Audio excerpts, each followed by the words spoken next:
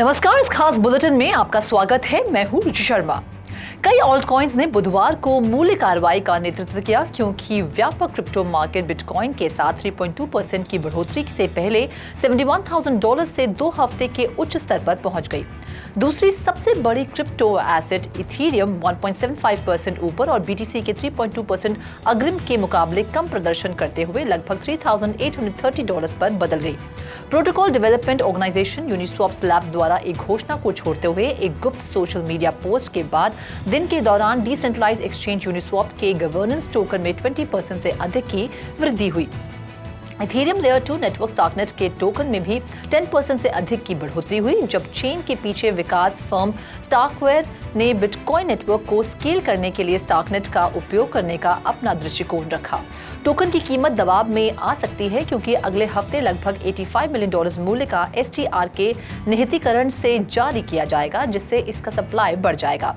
BNB smart chain का मूल token, जो मूल रूप से क्रिप्टो एक्सचेंज बाइनेंस द्वारा शुरू किया गया था, अपने सर्वकालिक रिकॉर्ड मूल्य के करीब 7% आगे बढ़ गया और मार्केट कैप में $100 बिलियन को पार कर गया।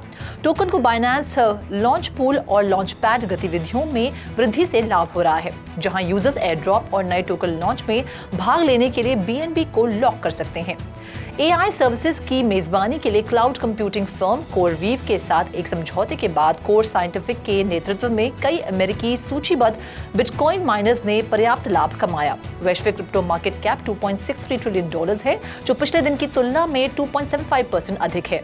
पिछले 24 घंटों में कुल क्रिप्टो मार्केट का वॉल्यूम $83.27 बिलियन है, जो 2.08% की कमी है।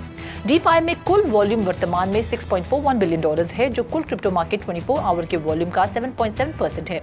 सभी स्टेबल कॉइन का वॉल्यूम अब $78.02 बिलियन है, जो कुल क्रिप्टो मार्केट 24 आवर के वॉल्यूम का 93.6% है। बिटकॉइन का प्रभुत्व वर्तमान में 53.17% है, जो दिन भर में 0.03% की वृद्धि है। मार्केट सेंटिमेंट में तेजी की ओर बदलाव के कारण बिटकॉइन फ्यूचर्स ट्रेडिंग में उल्लेखनीय वृद्धि देखी गई है। मैट्रिक्स पोर्ट, एक प्रमुख एसेट प्लेयर, ने उल्लेख किया है कि हाल के हफ्तों में बिटकॉइन का फंडिंग रेट सकारात्मक रहा है, जो एक सकारात्मक प्रवृत्ति का संकेत देता है। पिछले 24 घंटों में फ्यूचर्स ट्रेडिंग की स्थिति में भी वृद्धि हुई है। ये दर्शाता है कि तेज व्यापारियों को बिटकॉइन में तेजी जारी रहने की उम्मीद है।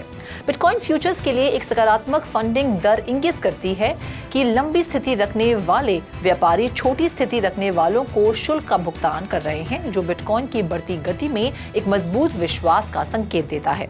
इसके बावजूद बिटकॉइन की मौजूदा कीमत $68,883 है, जो पिछले 24 घंटों में 0.32% की मामूली कमी को दर्शाता है।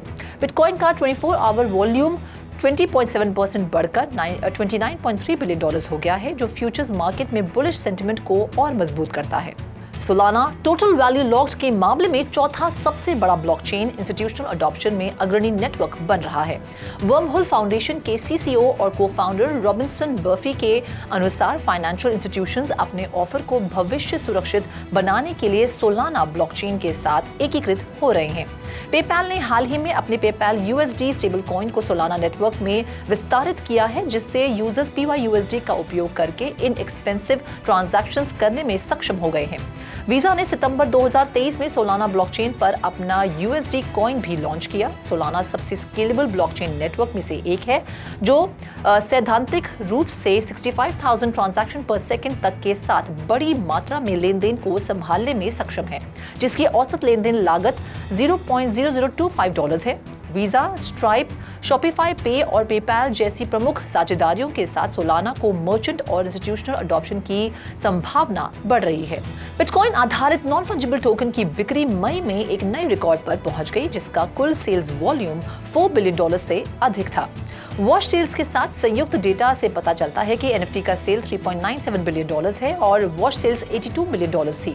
बिटकॉइन आधारित NFTs ने पिछले 30 दिनों में $171 मिलियन की सेल्स दर्ज की, जो ब्लॉकचेन द्वारा सेल्स वॉल्यूम के मामले में शीर्ष स्थान पर है। पिछले महीने इथेरियम की सेल $159 मिलियन और सोलाना की सेल $90 मिलियन थी। हालांकि बिटकॉइन आधारित NFT अभी भी इथेरियम से बहुत दूर है, क्योंकि नेटवर्क सेल्स में केवल चौथा सबसे बड़ा है। ब्रॉडर एनएफटी मार्केट में भी मई में सेल्स वॉल्यूम कम देखा गया। अप्रैल की तुलना में मंथली एनएफटी सेल्स वॉल्यूम में 54% की गिरावट आई। बिटकॉइन ट्रांजैक्शन वैल्यू भी एक नए रिकॉर्ड पर पहुंच गई। बिटकॉइन एनएफटीज ने बिक्री के लिए एक नया ऑल टाइम माइलस्टोन दर्ज किया और नेटवर्क का अनुमानित मूल्य $25 बिलियन से अधिक हो गया, जो पिछले साल में सबसे अधिक था। क्रिप्टो करेंसी के एडवोकेट जेम्स मेटालॉमन मर्फी का मानना है कि US securities and exchange commission और टेराफॉर्म के को-फाउंडर डो क्वॉन के बीच समझौता एक सकारात्मक विकास है।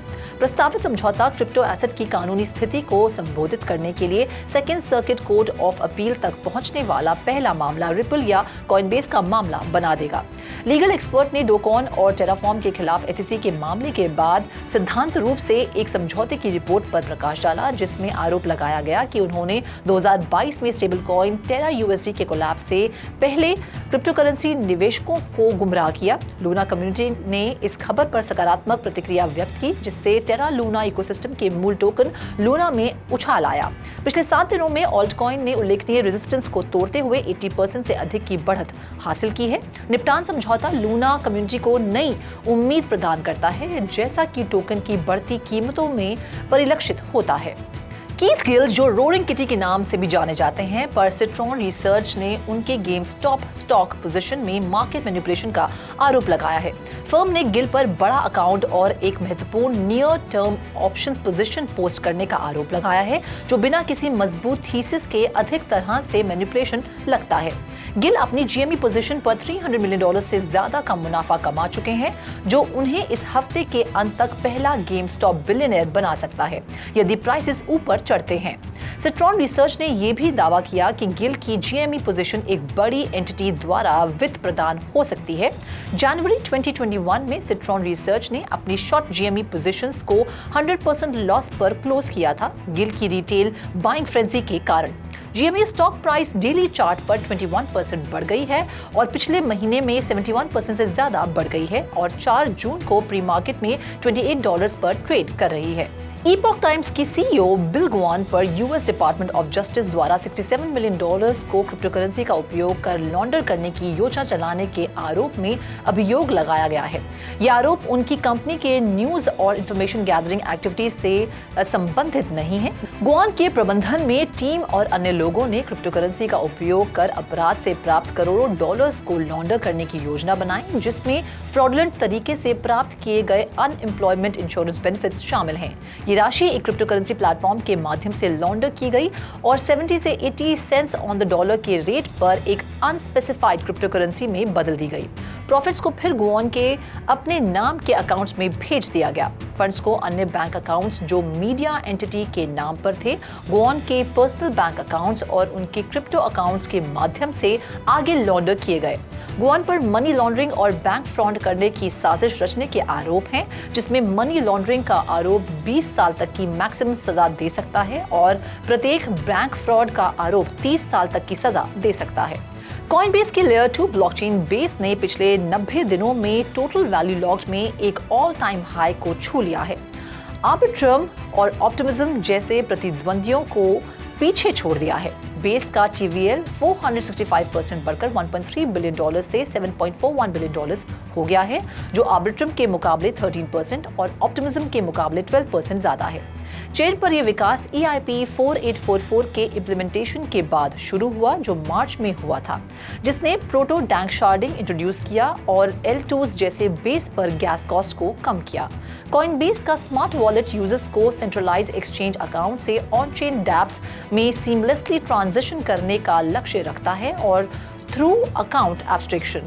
इन्वेस्टर्स और ट्रेडर्स का अनुमान है कि ये retail friendly smart wallet Coinbase के यूजर बेस को DeFi की दुनिया में ऑनबोर्ड करने में मदद करेगा। कॉइनबेस का स्मार्ट वॉलेट फिलहाल टेस्टनेट पर उपलब्ध है, जिसका पोटेंशियल लॉन्च लेट जून में हो सकता है। नोड मॉन्कीज, एक बिटकॉइन बेस्ड ऑर्डिनल्स कलेक्शन ने क्रिप्टो स्लैम के daily non fungible token sales chart में $1 मिलियन से ज्यादा की सेल्स के साथ टॉप किया और पूरे NFT मार्केट में 26th रैंक हासिल किया।